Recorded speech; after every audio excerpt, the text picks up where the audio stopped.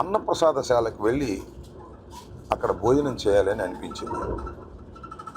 ఆ తర్వాత సుమారుగా 1 గంట ప్రాంతంలో అందరం కలిసి అన్నప్రసాదశాలకు వెళ్ళాం. అక్కడే భోజనం కూడా చేశాం. అంటే భోజనం అనడం కంటే అది భగవంతుని ప్రసాదం. చాలా అద్భుతమైన భోజనం అది. చాలా రుచికరమైనటువంటి భోజనం. ఆ భోజనశాల ఎంతో నీట్గా మెయింటైన్ చేస్తున్నారు. హైజీనిక్గా ఉంది. భోజనం కూడా చాలా రుచికరంగా ఉన్నటువంటి భోజనం. తిని చాలా తృప్తి పడ్డామని ఈ సందర్భంగా చెప్పదలుచుకున్నాను. అది ఎలా మేనేజ్ చేస్తున్నారో నాకు అర్థం కాలేదు. రోజుకి కనీసం 90,000 మందికి అక్కడ భోజన సదుపాయాలు ఏర్పాటు చేస్తారు.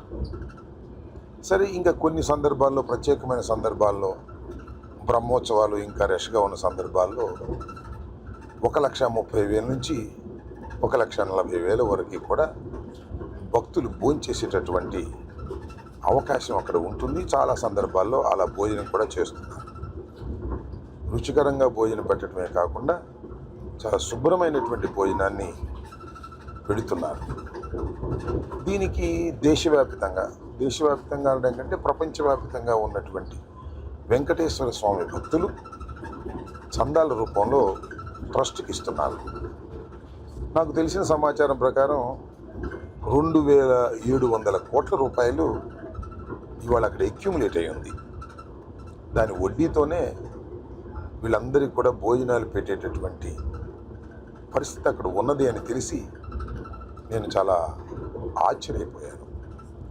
ఇది 1985 నుంచి కూడా ఇప్పటి వరకు కూడా ఎక్కడ ఏ రకమైన ఇబ్బంది లేకోకుండా తృప్తికరమైనటువంటి భోజనాన్ని వెంకటేశ్వర స్వామి యొక్క ఆశీస్సులతో జరుగుతుందంటే ఇది చాలా గొప్ప విషయంగా నేను భావిస్తున్నాను. ప్రపంచంలో చాలా అరుదుగా మాత్రమే ఇలాంటి గొప్ప విషయాలు జరుగుతాయి.